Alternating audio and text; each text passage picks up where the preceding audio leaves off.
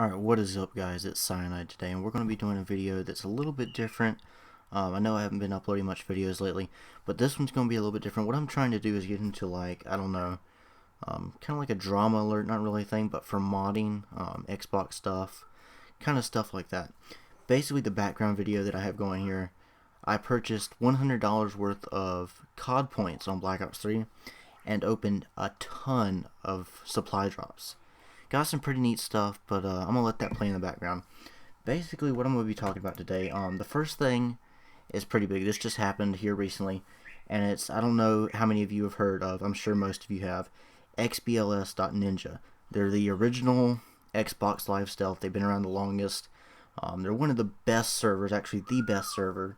I recommend, I mean, I know I have my own server. Everyone has a server these days. It's almost like everyone and their brother has one. But this is the original stealth server. They have the greatest team behind them. They all know exactly what they're doing. And they're just a great server in general. They recently announced a bug bounty. And if you don't know what a bug bounty is, that's basically where owners of software and servers and websites will announce a bug bounty. Microsoft's done it in the past. Where anyone is open to vuln test their website to find vulnerabilities, exploits, and stuff, to gain access to harmful information on their site, or what could be harmful to the owner of the site. And basically they've announced this, and they were giving rewards for people who can find exploits in their website. And basically the reason behind any kind of exploit or vuln testing, bug bounty sort of thing, is so that it can be patched in the future and it won't be able to happen again. So here's what Ninja's done. They've announced a bug bounty. They have the pastebin link, which I'll try to include in the description. They have several different rewards for different kinds of exploits. As you can see, I'm going to go ahead and buy this stuff here. So I can go ahead and start opening stuff. But their first reward is the root exploit on box 1, which is what their actual server is running on. The reward for accessing a root, or running a root exploit on box 1 is $1,200. You can either get $100 or $1,200 Bitcoin, or they will give you Ninja Lifetime. To me, that sounds like a pretty good deal. Ninja Lifetime, great deal. But what is the thing that goes into all these kind of exploits? You've got to be really good at this kind of stuff. I'm highly doubting that anyone will be able to perform any of these exploits. But if they do, box 1 is $1,200 or Ninja Lifetime. There again, root exploit 2, on box 2 I mean, is what their actual website is running on. They have all kinds of security on their website. Don't see anything happen to that, but the reward is slightly less if you choose the money option, which will come in Bitcoin. The reward for box 2 exploit is $1,000, or again, Ninja Lifetime. The other kinds of exploits that are being rewarded for this bug bounty is everything from XSS exploits to SQL exploits, ranging from rewards from $75 to $250. So yeah, if you want to, any kind of hackers out there, white hat, black hat, gray hat, whatever you want to call yourself, definitely go check out their bug bounty. Like I said, I'll include their pastebin in the description, and they are offering some pretty great rewards. I would definitely go check that out. You will also need to provide information about how you perform the exploit, stuff like that, the software used, how to patch the, well, not really how to patch the exploit, but how you perform the exploit so they will know how to patch it themselves. The next topic I'm talking about is Xbox 360 discontinued. I know this is slightly old news, but yeah, they've been going for 10 years. Xbox 360 has been around for 10 years. 3 different consoles. I don't know if most of you remember, there was the Fat, there was the Slim, and there was the slightly less popular Elite console. I've gathered up some information about Xbox 360. Most of it's kind of off the top of my head, but I'll try to cite my sources here just so I'll be professional here. Basically, Xbox has some amazing stats. I got this actually off the Xbox website. They've had 78 billion gaming hours from all their players, over 486 billion gamer score on 27 billion achievements. That's some pretty big stats. I mean, it might not seem much when I say it, but when you think about it, that is a lot of stats, some really good stuff. They have announced Phil Spencer from Xbox, who is one of the head people over there at the Xbox gaming department.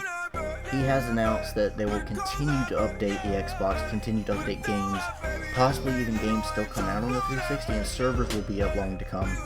When I say long to come, I mean like 2 years. It's not really a set time.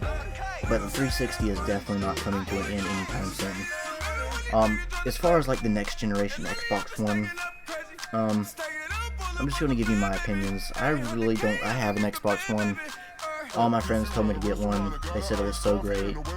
I got it, and I really, right off the bat, hated it so much. I've kind of gotten to get used to some of the stuff, but most of it is just really, really terrible.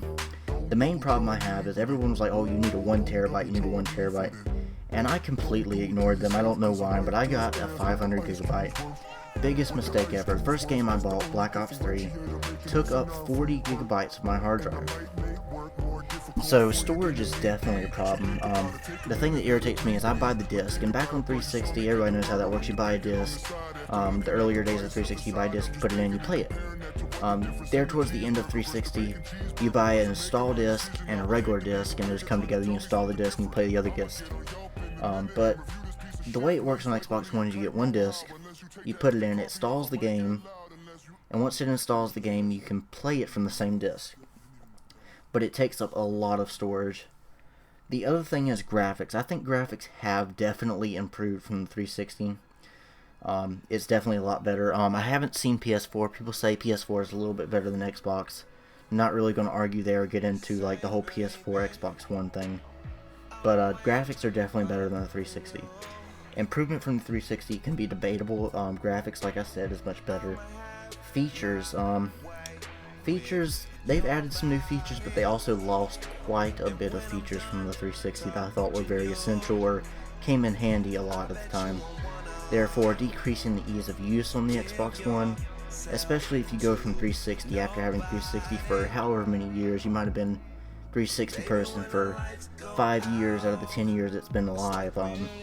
Bought several different consoles like I have, and then go to get an Xbox One, and it's just completely mind-blowing of how hard and it is to get used to as far as ease of use. But that's what I think about the Xbox One.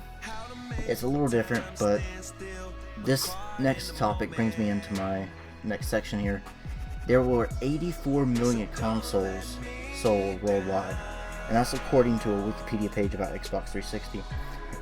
Oh, excuse me. Alright, so 84 million consoles. That brings me into my next thing here, which is KV prices for modders.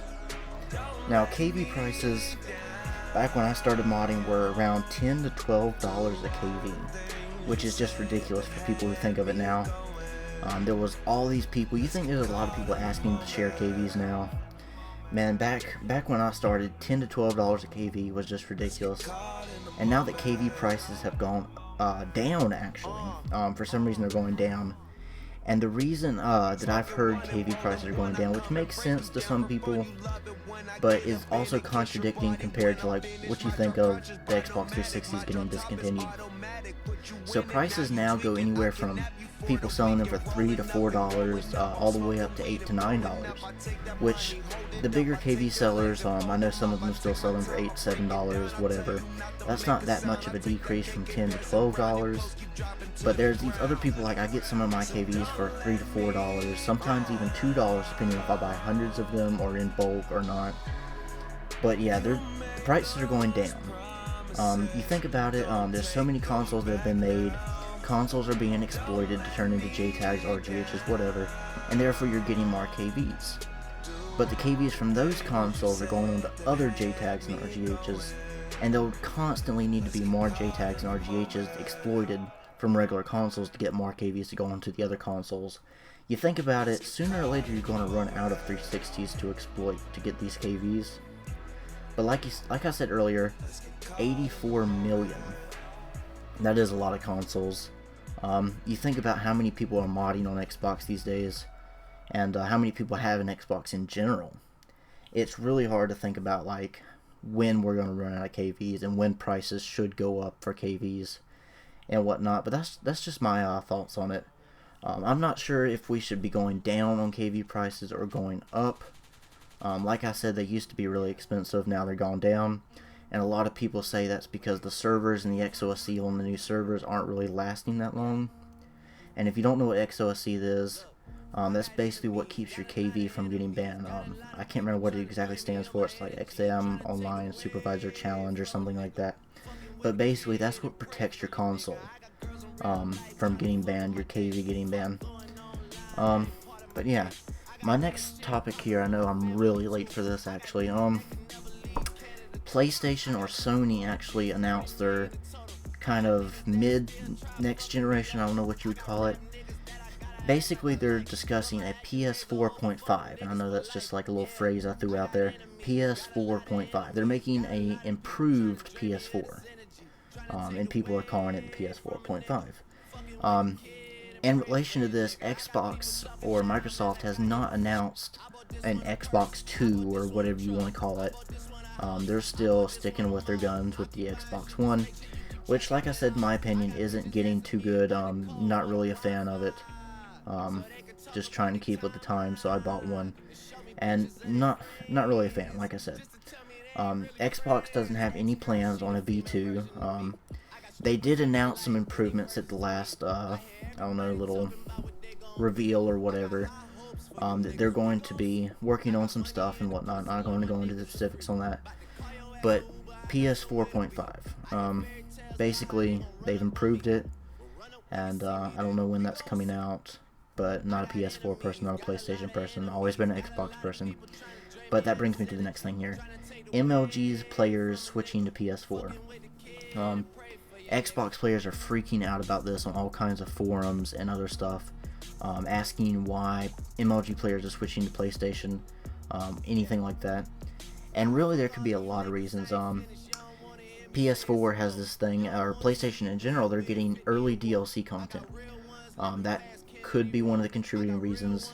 There's always the endorsements. I know Microsoft, I'm sure, just because MLG players wanted to play on Xbox, I'm sure that's not the main reason. Obviously, Microsoft was contributing to the esports and the MLG community some way by supporting them financially. And that's how they got their position as the console for MLG players. So maybe that's why PlayStation has taken over. It could be better gaming quality. It could be many reasons why. But yeah, I mean, everyone, all the MLG players, not all of them, I'm not going to say all of them, but all, like Team Caliber, I know, FaZe, a lot of people have switched over to PS4 instead of Xbox One. And, I mean, even FaZe, I mean, they're switching over to other esports. I've heard Cosdef, I know I watch Cosdef a lot, I'm a big fanboy of Cosdef. Basically, he talked in one of his vlogs about switching over and talking about expanding his esports organization known as Team Caliber, and actually trying to get some other kind of esports in there. Kind of like FaZe did, they're expanding into, CSGO now, PC games, instead of just the Call of Duty gaming, because Call of Duty, I mean, a lot of people are complaining about these new games, even with the recent leak from Charlie Intel about Infinite Warfare, I believe. I'm not too sure about that, I just heard briefly about it.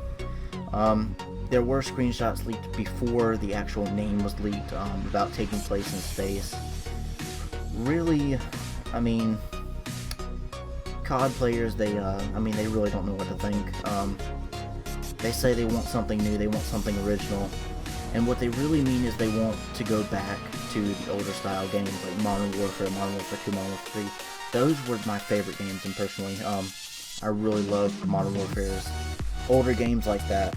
But when COD players say, we want something original, we want something new, Treyarch and Infinity Ward, they take that as, oh, we need to do something we haven't done before. And what they do is they improve upon it. They keep going more and more into the future, which is the opposite of what we want. And we've had these games, we saw the screenshots, everyone saw the screenshots leaked from the new Call of Duty, which has sections of it taking place in space. Now, from Black Ops 3 Advanced Warfare, I'm sure the exosuits and the thrust jumping and all that other stuff, no one really liked that stuff, but I mean, you gotta get used to it. But everyone, yeah, I mean, but that's basically all I had to talk about today. I'm gonna let you watch the end of this video, and hopefully it's a pretty good video. I know I'm trying to like put some stuff on here, try some of the stuff I got unlocked here. And there should be a little quick gameplay at the end of me actually trying some of the stuff, like I think the Fury Blade, not really the Fury Blade, that's one of the daggers I got, I can't remember. I might even fast forward this a little bit more just to speed it up, but yeah. Hope you guys enjoyed the video. I will be uploading a little bit more frequently now. And if you like the video, go ahead and like it, and be sure to subscribe if you haven't already.